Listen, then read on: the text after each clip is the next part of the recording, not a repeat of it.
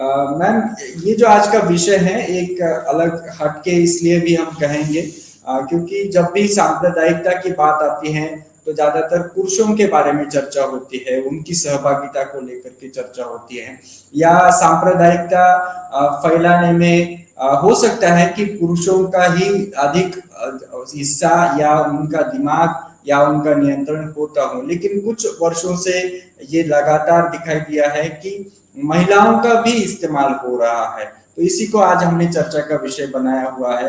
Bagde ma'am से शुरुआत करेंगे। बागड़े मैम, ये जो धार्मिक सांप्रदायिकता को बढ़ाने में महिलाओं का इस्तेमाल हो रहा है, ये जो आर्ग्यूमेंट है, इसको आप कितना सही मानते हैं या इसके पीछे के क्या तथ्य है? जी मैम।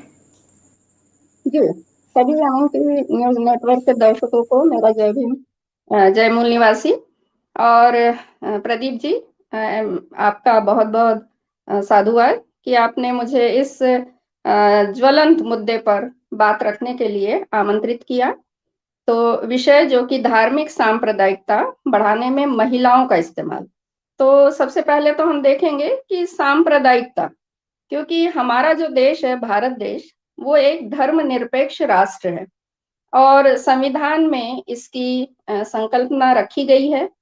तो धर्मनिरपेक्ष राष्ट्र में राष्ट्र का कोई धर्म नहीं होता है। उसके नागरिकों का, मतलब हमारे भारत देश के नागरिकों का धार्मिक स्वतंत्रता है और वो किसी भी धर्म को मान सकते हैं और उसका प्रचार प्रसार कर सकते हैं। ये हमारे संविधान में सभी नागरिकों को ये अधिकार मिले हुए हैं। लेकिन हम देखते हैं कि यदि संप्रदायवाद की बात यदि हम करते हैं तो जो संप्रदाय है, जो समुदाय में रहने वाले, एक दूसरे समुदाय में रहने वाले जो लोग होते हैं, उनमें लोगों के प्रति जो धार्मिक है, धार्मिकता है, भाषा है, या फिर सांस्कृतिक आधार पर जो असहिष्णुता की जो भावना रखना और धार्मिक और सांस्कृतिक भिन्नता के आधार पर अपने समुदाय के लिए राजनीतिक अधिकार, अधिक सत्ता, प्रतिष्ठा की मांग रखना और अपने हितों को राष्ट्रीय हितों से ऊपर रखना, ये संप्रदायवाद का अर्थ है। और जो सांप्रदायिकता है वो उसकी यदि हम अभिव्यक्ति देखें तो दैनिक जीवन में हमको दिखाई देती है, और जिसमें धार्मिक पूर्वाग्रह, धार्मिक समुदायों के बारे में बनी बनाई जो धारणाएं हैं और एक धर्म को दूसरे धर्म से श्रेष्ठ मानने की मान्यताएं शामिल है।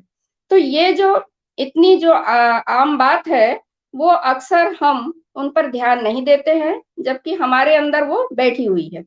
तो ये जो सोच है, अक्सर जो धार्मिक समुदाय है और जो राजनीति में प्रभुत्व स्थापित यदि करना है तो उसके लिए जो है वो बहुसंख्य जो समुदाय है वो जो है वो अपनी सत्ता स्थापित करने के लिए इस तरह का जो बहुसंख्यवाद का जो रूप है अल्पसंख्यकों के ऊपर थोपता है, और जो ये विश्वास है वो राजनीतिक इकाई बनने की इच्छा के रूप में ये परिलक्षित होता है। तो इसमें हम यदि देखें तो जो अभी वर्तमान में इसके बाबा साहब ने जब हिंदू कोड बिल संसद के पटल पर रखा था तो इसका विरोध महिलाओं के द्वारा करवाया गया था।